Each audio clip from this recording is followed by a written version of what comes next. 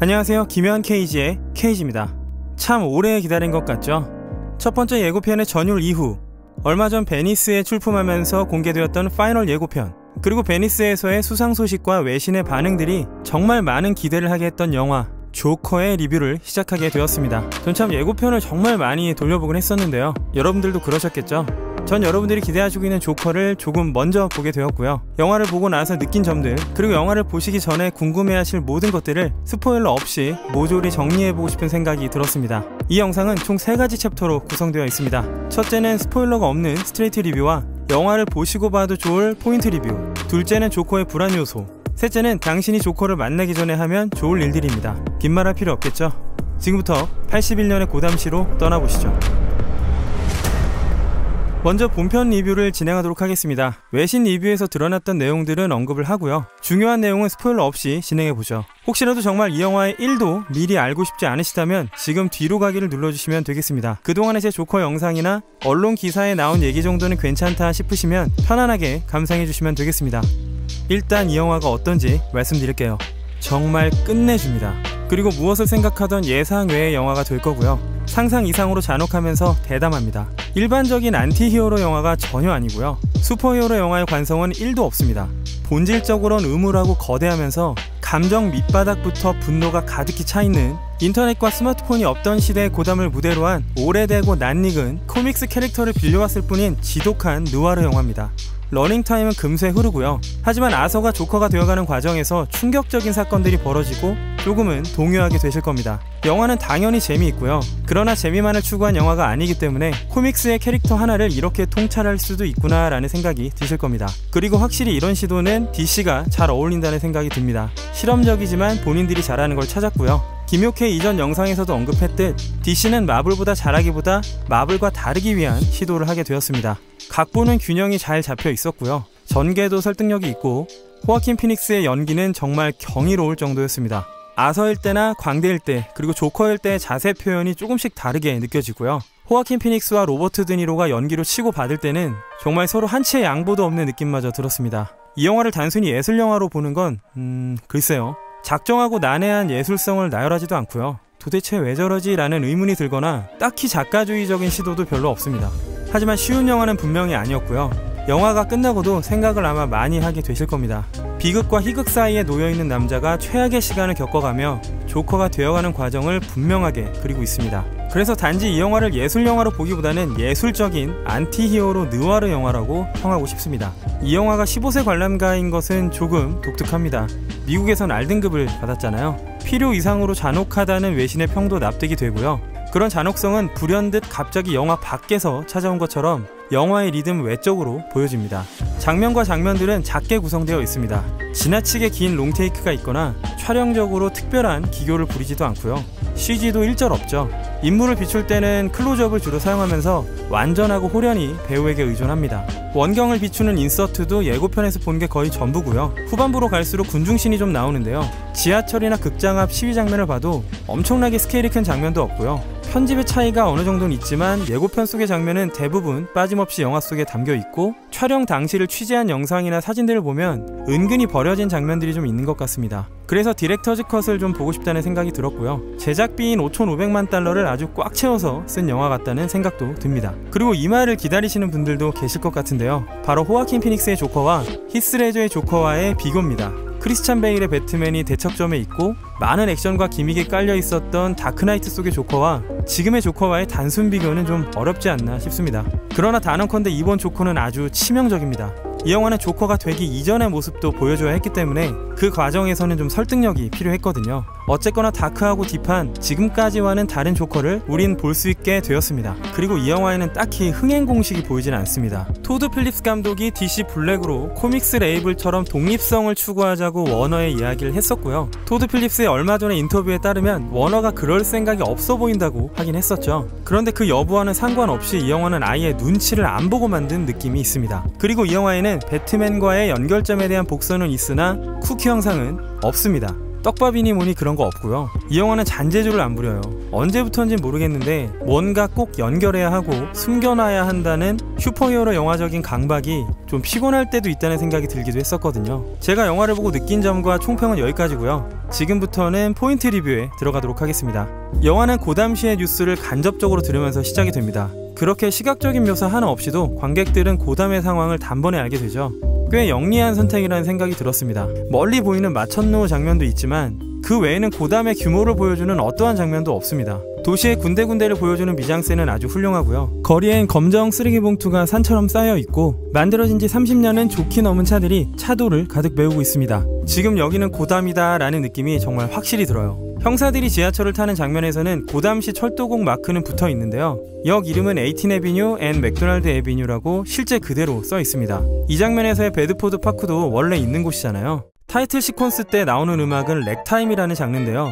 재즈의 초기 형태로 많이 알고들 계실 겁니다. 그런데 이런 렉타임은 무성 영화를 틀던 시기에 영화 화면하고 같이 많이 연주되던 장르였습니다. 인트로 이후에는 한참 동안 첼로 소리가 들려옵니다. 장중하고 무거운 현악이 끝없이 분열되듯이 흘러나오죠. 이 우울한 선율은 영화가 진행되면서 조금씩 확장이 되고요. 그 밖에도 프랭크 시나트라의 음악을 쓴다거나 전반적으로 음악의 힘이 좀 강하게 느껴지는 영화였습니다. 영화의 초반부는 조용히 아서의 삶을 따라갑니다. 상담을 받는 장면에선 약간 교묘한 편집이 있고요. 영화가 시작되고 얼마 안 돼서 그의 삶에는 커다란 문제가 있다는 걸 알게 됩니다. 아서의 엄마는 한때 토마스 웨인에게 고용된 적이 있는 인물로서 토마스 웨인에게 늘 편지를 쓰고 답장을 기다리는데요. 아서는 그런 엄마를 돌보면서 살고 있고요.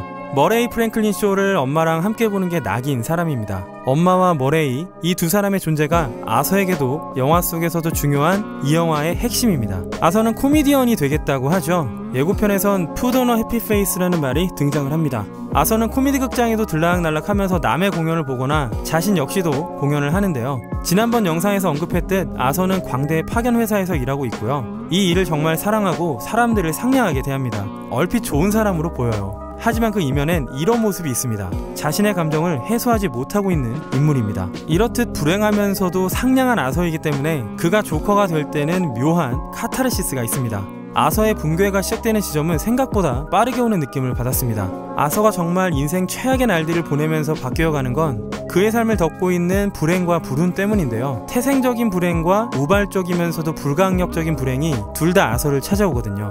그것도 아주 짧은 시간 안에 말입니다. 토드 필립스와 스콧 실버가 쓴 각본의 균형감은 이런 점에서 느껴집니다. 아서가 미치광이 살인마로 변해가는 과정 속에서도 관객은 조커에게 동정심을 거두지 못하게 됩니다. 제가 이 영화의 특징으로 꼽고 싶은 건요, 아서에 완전히 밀착된 카메라입니다. 이 영화에는 아서가 있는 장소만 나오고 아서와 한시도 거리를 두지 않습니다. 영화가 완전히 아서 중심으로 감으로써 느낄 수 있는 두 가지는, 첫째로는 아서가 어디에도 속하지 못한다는 것, 그리고 둘째는 버스터 키튼이나 찰리 채플린의 무성영화 같다는 느낌이었습니다. 무성영화 역시 거의 원맨쇼죠. 촬영 감독인 로렌스 셔는 고담을 거칠고 콘트라스트가 강하게 담아냈습니다. 80년대의 붉고 파란 네온사인과 우울함과 어두움이 가득하죠. 브루스 웨인의 아버지인 토마스 웨인은 우리가 알던 토마스 웨인과 좀 다르게 그려지는데요. 인자하고 위대한 아버지이자 고담시의 부의 상징인 그의 존재는 이 영화 속에서 정치적 야심을 갖고 있고 고담시의 하층민을 경멸하는 사람으로 그려집니다. 많은 원작들에서 조커는 대부분 천재적인 범죄자로 나오죠. 그러나 이 영화는요, 잔혹성이나 천재성보다는 좀 우발적인 범행이 꼬리를 무는 느낌이었습니다. 아서는 후반으로 갈수록 처치가 곤란한 인물이 되어가고요. 악한 병원 역시 제정신이 아닌 범죄자들이 수감이 되는 것으로 나오지만 원작에서처럼 성 같은 모습이 아니라 그냥 병원의 모습이고요. 그럼에도 불구하고 원작 중에 하나인 킬링 조크와의 개연성을 부정할 수는 없습니다. 특히 아주 가난한 코미디언 지망생이라는 설정이 그렇습니다. 머레이 프랭클린 역의 로버트 드니로는 이 영화가 오마주하고 있는 마틴 스콜세이지의 영화들과 연결되는 배우입니다. 로버트 드니로는 코미디의 왕과 택시 드라이버에서 이 영화에 정말 큰 영향을 주었던 인물들을 연기했습니다. 마틴 스콜세이지의 이 두 작품과 이 조커는 정말 아주 많이 닮아 있습니다. 아틀란타에 등장했던 재즈 비치와 브라이언 타이리 헨리는요, 특유의 편안한 연기를 선보입니다. 영화 속의 조커는 그동안 광대 분장을 한 범죄자였지 한때 광대였던 적이 없었습니다. 호아킨 피닉스는 끝없이 광대 같은 웃음을 터뜨리면서 숨을 막혀하고 목을 부여잡고 캑캑거리면서 눈가에 눈물마저 고이는 걸 보면 정말 이 배우의 연기가 경이롭다는 생각이 드실 겁니다. 극단적으로 감량을 한 앙상한 몸을 사용한 연기도 압권이죠. 과도하게 마른 몸으로 알 수 없는 리듬의 춤사위를 펼치고요. 때론 허무주의적인 슬랩스틱도 선보입니다. 호아킨 피닉스의 연기 하나만으로도 이 영화는 마스터피스라고 말씀드릴 수 있겠습니다. 지금부터는 이제야 말할 수 있는 조커의 불안 요소입니다. 아무래도 여러분들이 영상 댓글이나 커뮤니티에도 많이 적어주셨듯이 번역에 대한 우려가 있으시죠? 예고편에서도 오역이 있다는 지적이 있어서 저 역시도 좀 걱정을 했는데요. 실수를 과장해서 보지 않으려고 했고 최대한 영화를 들으려고 노력했다는 점, 그리고 어디까지나 저 개인이 느낀 점이기 때문에 절대적이지는 않다는 점을 미리 말씀드리겠습니다. 단도직입적으로 의역상 조금 아쉽게 느껴지는 부분이 종종 있었습니다. 영화를 감상하는데 방해가 크게 되지는 않았고요. 다만 반말과 존댓말의 부분이 아쉬운 부분이 있습니다. 정황상 그다지 공격적으로 보이진 않았는데 굳이 반말을 하니까 좀 더 공격적으로 보인다거나 어떤 장면 이전에 대사로 먼저 상황을 감지할 수 있는 부분이 있습니다. 이건 한국어의 특징이기도 해서 번역의 문제라고 볼 수는 없을 듯 하고요. 영화를 보시다 보면 아, 김효케가 말한 지점이 이거구나 라고 공감하시게 될 수도 있습니다. 그리고 또 개인적으로는요, 동영상이라는 단어가 대사로 나올 때 좀 아쉬웠는데요. 체감상 컴퓨터가 어느 정도 보급이 되고 영화나 애니메이션을 파일로 재생해서 볼 수 있던 그런 시기부터 쓰였던 단어가 아니었나 싶고요. 이 단어가 인터넷과 핸드폰도 없던 81년도의 고담시를 배경으로 한 영화에서 쓰이기엔 좀 이질적인 느낌이 들었습니다. 어디까지나 개인적인 감상이고 좋고 나쁨의 영역도 아니니까요. 너무 큰 걱정은 하지 않으셔도 됩니다. 이 조커라는 영화를 문제적이거나 위험한 영화라고 보는 시각이 있습니다. 특히 미국 현지 언론에서 이 영화에 대한 좀 배타적인 평을 했었죠. 심지어 타임지에서는 이 영화를 20점을 줬죠. 그런데 영국의 가디언지는 100점을 줬어요. 유럽과 미국 언론 간에 이런 극단적인 차이가 있는 이유는 뭘까요?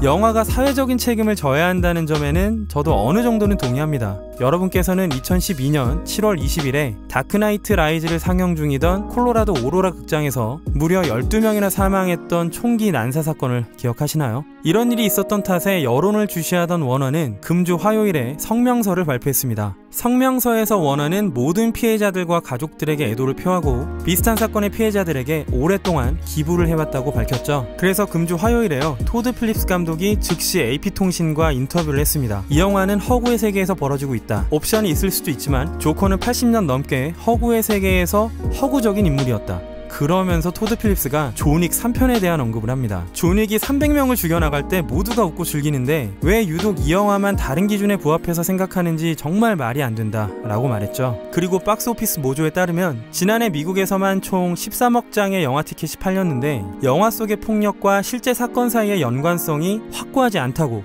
결론을 지었습니다. 앞으로도 세상 사람들이 이 영화를 더 많이 보게 되면서 논쟁은 더 뜨거워질 겁니다. 다만 그런 논쟁이 이 영화의 영화적인 훌륭함을 가릴지도 모른다는 그런 우려도 있습니다. 조커를 보기 전에 조커를 기다리면서 할 만한 건 뭐가 있을까요? 첫째로는 마틴 스콜세이지의 두 편의 영화를 보시기를 권합니다. 택시 드라이버의 주인공인 트래비스는 베트남 전쟁을 치르고 돌아온 군인 출신입니다. 심각한 불면증을 앓고 있고요. 당연히 밤잠을 못 자니까 야간에 일할 수 있는 택시 회사에 취직을 합니다. 사교성도 부족해서 동료들과 어울리지도 못하고 포르노 영화관을 전전하고 맨하탄을 정처 없이 운전하면서 한없는 도시 속의 고독에 사로잡히게 됩니다. 그러면서 마약과 섹스에 빠져드는 젊은이들과 퇴폐적인 도시의 일면에 혐오감을 느끼게 되죠. 어쩌다 매료된 여자와 데이트를 하지만 포르노 영화관에 가질 않나 뭘 제대로 하질 못하죠. 불면증은 점차 심해지고 마음도 황폐해지면서 어린 소녀와 우연히 조우하게 되고 곤총 하나를 입수해서 훈련하고 본인 스스로가 자경단이 되어가는 망상에 사로잡히게 됩니다. 킹 오브 코미디는 코미디언으로 유명해지고 싶은 엄마와 함께 살고 있는 루퍼트 펍킨이